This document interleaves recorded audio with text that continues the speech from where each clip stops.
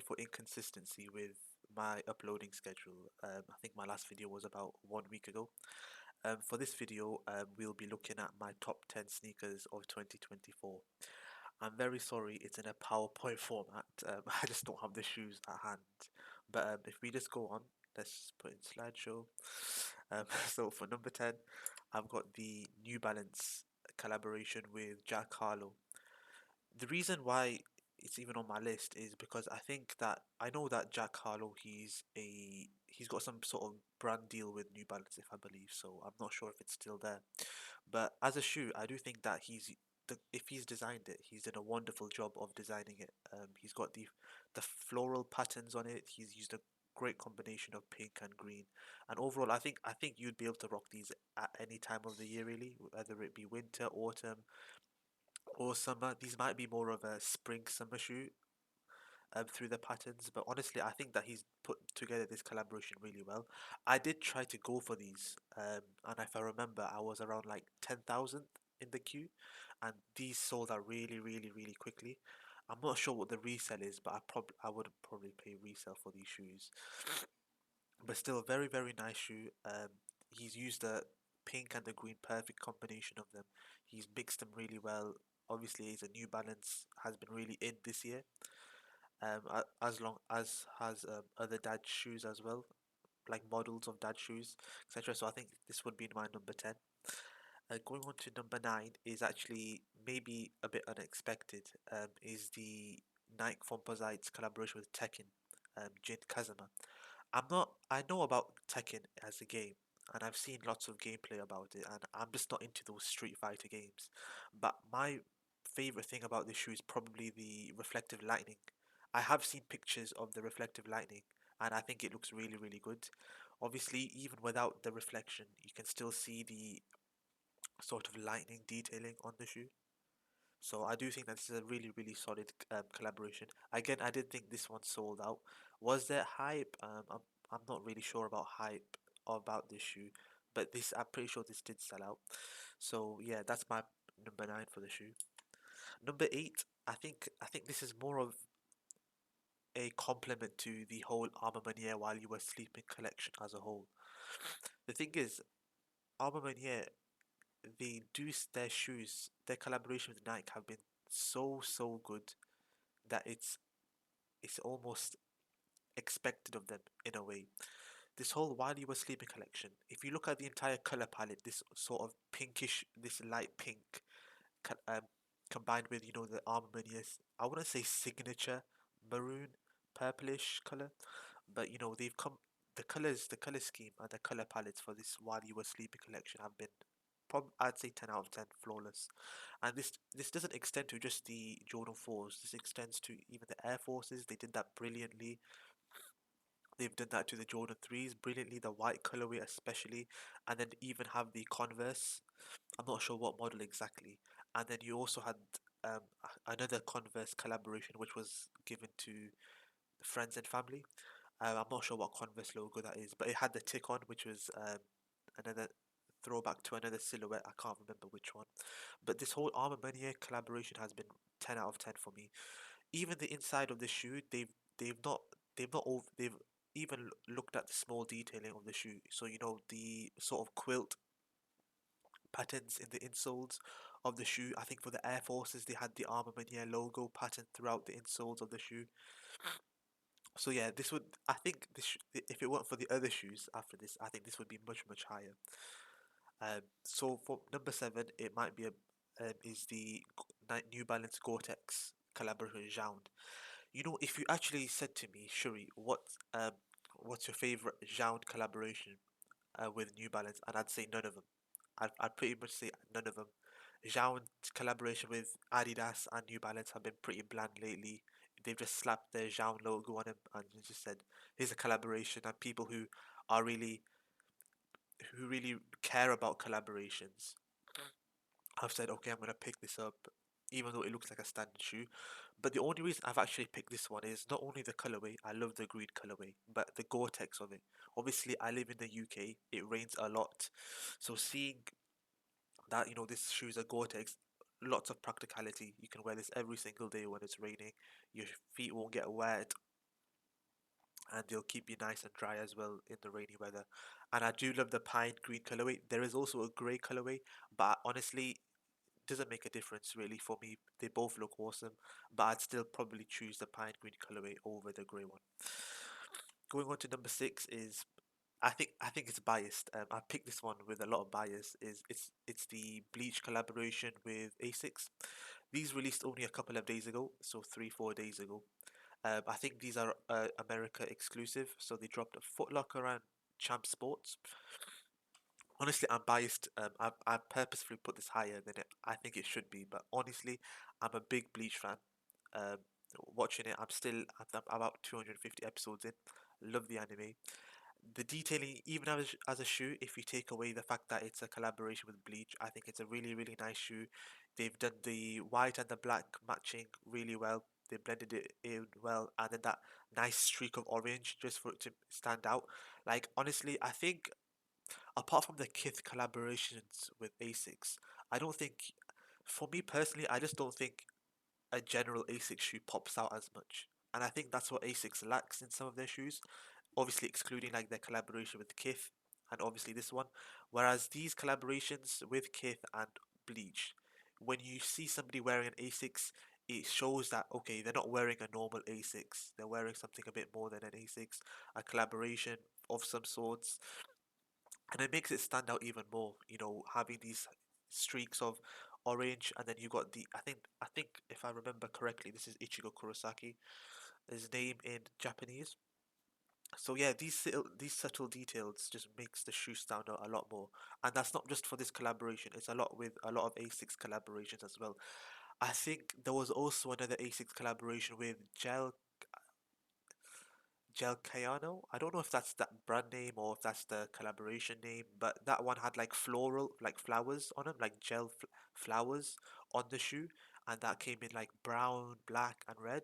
So that's another collaboration that Asics have done really well. Where if you were to see someone wearing that shoe, you say, okay, wow, what are they wearing? It's not an ordinary Asics they're wearing.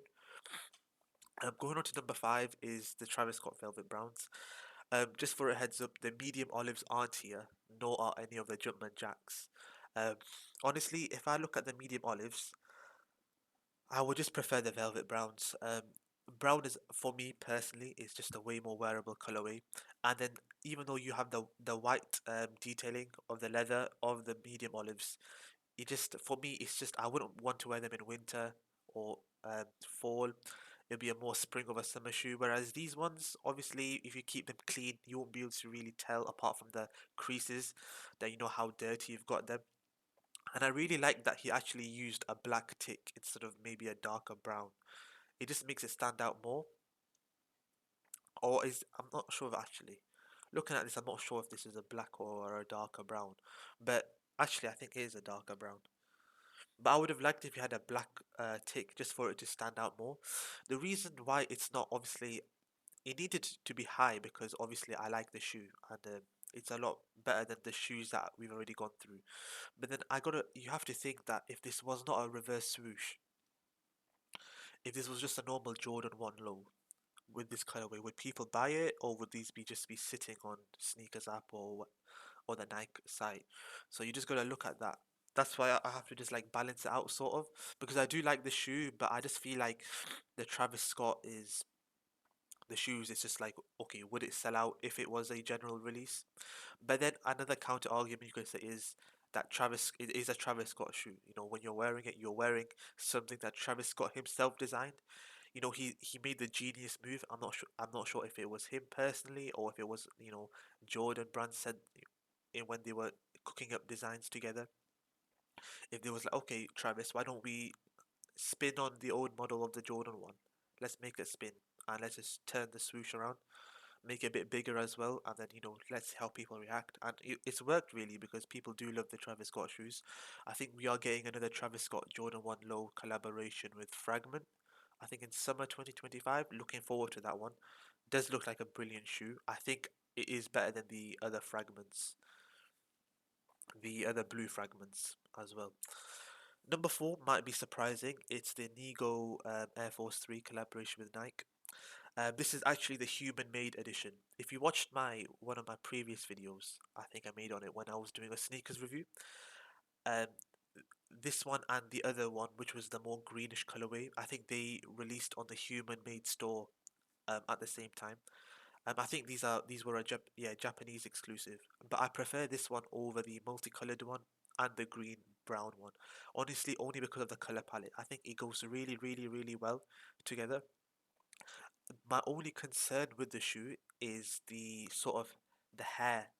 I would have much preferred it if it was maybe leather, just to match with the. I think this is embossed leather of over here.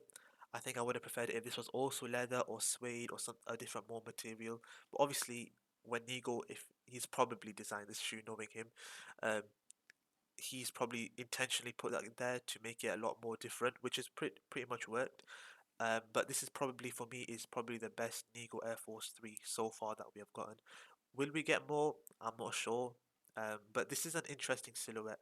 I'm not sure. I haven't seen a lot of hype or a lot of compliments around this silhouette. It seems that when the original multicolored sneakers release came through with all the sweatshirts and the varsity jackets, people were getting a bit hyped, saying they were kind of excited, and then I think after the releases, it's just gone a bit down back again.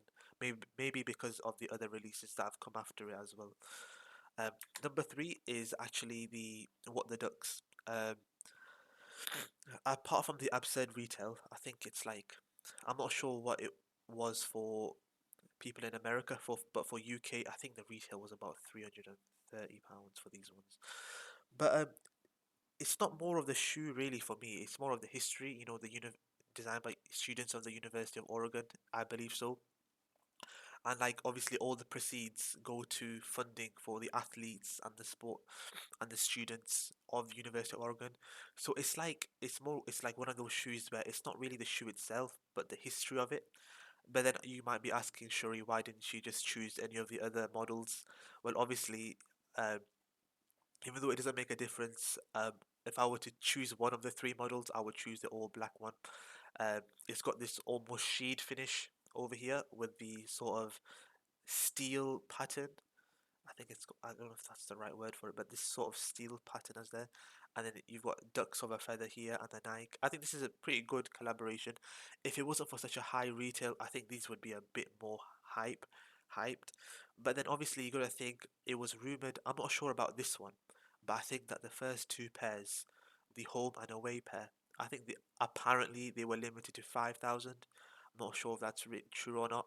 And then I saw online on social media of the people queuing up to Fight Club, and then a whole massive fight broke out, and it was just all chaos and stuff like that.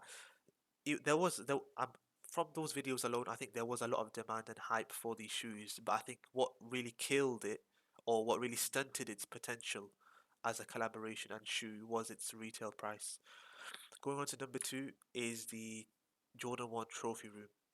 I don't know a lot about this shoe. I know that it was Michael Jordan's. It's a collaboration with Michael Jordan's son, who's like dedicated to his father's legacy. I should actually read a lot more about sort of the background to this shoe. But honestly, as a shoe itself, I think it's one of my favorites. It's more got to do with the little detailing. So got the trophy room logo here towards the front of the shoe. Obviously, got the sort of Chicago sort of look. Red, white, black, and yellow sole. Um, but what my favorite part of the shoe was the box. First of all, if you haven't seen the box, Google it. I think I should have posted the picture of it on here. And my second favorite thing was actually the gold plates at the back. So obviously, even every single Travis Scott shoe, every single Jordan 1 collab. Well, I'm not sure about every single one, but your general Jordan 1 low is just the Nike um, Air Jordan logo at the back, all stitched. Whereas for this one, they actually managed to cook up a gold plate for it, which is just one of those differences where it just stands out a lot more. And that's actually one of my favorite things about the shoe. Before we go into number one, I just want to say something that the shoes that I picked is, I'm sure that there are a lot of shoes that you can say deserve to be on this list, like the Futura Dunks, um, the Verdi's. I think I've got the Verdi's. in an honorable mention. The Wu-Tangs and stuff like that. Um, I I just picked what I thought were my top 10. And obviously, if you were to watch this video and you disagree, by all means disagree. Um, Obviously, just because I've picked these as my top 10, obviously does not mean that this should be your top 10 as well. It's all a subjective thing. So before I go to my number one, I just wanted to say this because I feel like when I click this next key, you might be a bit shocked. My favorite shoe of 2024 is actually the Junya Watanabe loafers with New Balance. I follow a lot of Japanese designers, Issey Miyake, Yoji Yamamoto, Junya Watanabe, Reiko Akubo of Comme des Garçons. I follow a lot of these Japanese designers, and when I look at this shoe, I just think perfection. If you follow, a lot of Junya Watanabe's stuff, his jackets and his other collaboration with New Balance, and just Japanese designers as a whole, they don't just slap their brand onto everything. They carefully place where should they place their name, how should they design the shoe, how can they make the shoe stand out as well. And I think that with the loafers being pushed out a lot in 2024, and then New Balance saw this and they decided, okay, we're gonna make this, 1906L. I think the L stands for loafer. We're gonna make this blend between a sneaker and a loafer, which I think is perfect. But I think that the problem with this model heavily relies on the colorway. I've seen a lot of the colorways, like the grey one, and I think that there's I don't know if it released recently, but like sort of a green purplish one. I just don't think they stand out, and I don't think they go really really well. Honestly, I think that only the Junya Watanabe colorways, I think so this one, and I think there's one with all white with a black sole. I think those ones are the only wearable models of the shoe. But then as a collaboration, I just love it. You got the Junya Watanabe text on the tongue, and then you got man. I actually don't know what man stands for. I think that's his sort of like way of expressing that it's a Junya Watanabe product. I might be wrong about that. But obviously, this is my has to be my favorite shoe of 2024. Obviously, like I mentioned before, I do have my honorable mentions. We'll go through one by one. So we have the Adidas Samba Wales Bonner, I think metallic silver. I c Sambas have been, I think they've been overused this year. I think people have been wearing them more than they should be. No, I'm just kidding. I'm just kidding. Um, but I've not been a Wales Bonner type of person, but I do think that there's people do love the Wales Bonner collaborations. I think if I were to pick one of them, I think this one was probably my favorite. I do love this sort of waffle kind of design at the back, and then contrasting it with a metallic. I think this is sheet um, portion of the shoe here, and then I'm not sure if this is a gum sole or if it's a regular just sole, but this has to be probably my favorite Wales Bonner Adidas collaboration this year. Next one, I'm not sure if this would be a surprise to you, is actually the Bape Adidas collaboration of the Orchestro model. Um, I think Bape after the lawsuit with Nike, I think that Bape have been having a bit I would say slept on, especially with the collaboration with Adidas.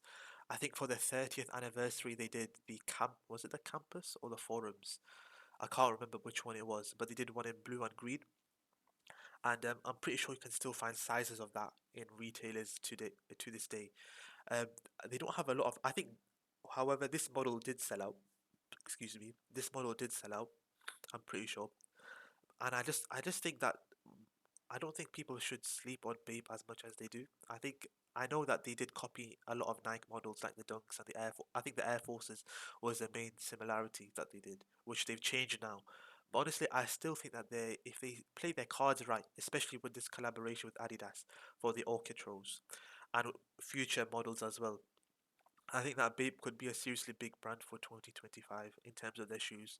In terms of the hoodies and stuff, I think a lot of fakes are around. I don't think in terms of apparel and clothing that they're quite up there anymore. But in terms of shoes, they do definitely have the potential to get up there. The next is the Verdis.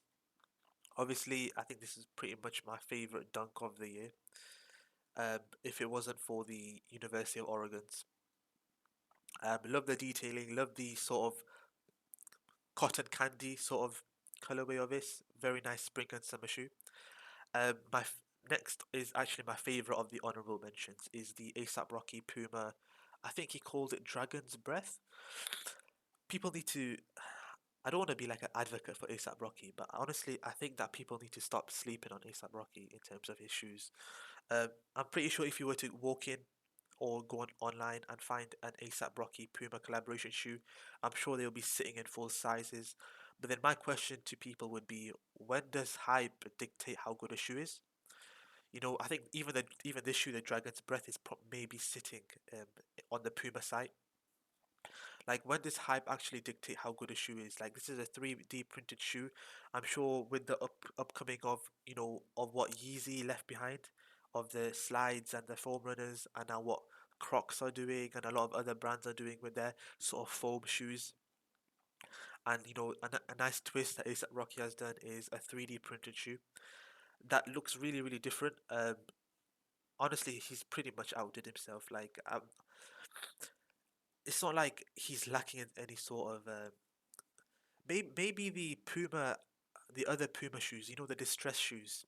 I think those shoes, in terms of silhouette, not the actual design. I think the design's fantastic, but the actual silhouette of the shoe, he could have maybe picked a different Puma silhouette.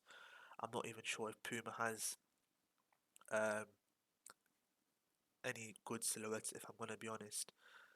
And I think that if he had chosen with maybe Nike or Adidas, I think he did say in an interview where he wanted to choose to collaborate with a brand that would give him creative freedom.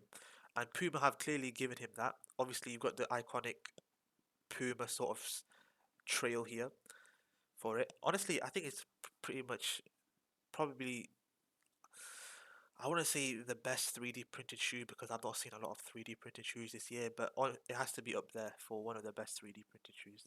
Next is probably another recent release is the Don't Tell Other Babes. Um, Honestly, the only reason it's an honorable mention is probably the colorway. I don't think I've actually seen a shoe of this colorway before. Um, it's so simple yet overlooked, I think. And I think that he matches the pink and purple really well. And then at the back, instead of babe, I think it says Don at the back. So I think that this is another really solid shoe that would have probably been, I think, 10, 9, or 8 if the other shoes that I rated 10, 9, and 8 weren't there. Finally, we got the Armor Mania 95s. Like I said, I really, really, the While You Were Sleeping collection is has been like really like 10 out of 10 for me. The another subtle detail that they chose to do with this shoe is instead of a suede, like or the other material. I'm not sure what the other material is for the casual 95s, but they've chosen leather with this one. At first, I was thinking, why would they choose leather? It could easily get dirty. It could get wet. It could wear easily. Maybe the creases would be more visibly shown on on leather. But then when I did end up seeing this in person, I went to a sneaker reselling store just local to me, and I saw these in hand, and I was like, what a shoe. The leather is just that sort of high end sort of, I would say luxury, but not luxury at the same time. It's more of a really, like, you're paying for quality when you're buying an Armor Mania shoe, and they really, really delivered for that. Um, that's pretty much it for the video. I'm sorry if it was longer than it needed to be. Um, for 2025, obviously, Happy New Year for everybody who really celebrated it. Even if you didn't celebrate it, hope you had a happy New Year. It's not You don't need to do something for every little occasion. Um, I'm thinking of streaming a lot more. I think we do have the Jordan 3 Black Cats coming in a couple of weeks. I will be streaming on Twitch a lot more frequently. So if you haven't, please do follow my Twitch. Um,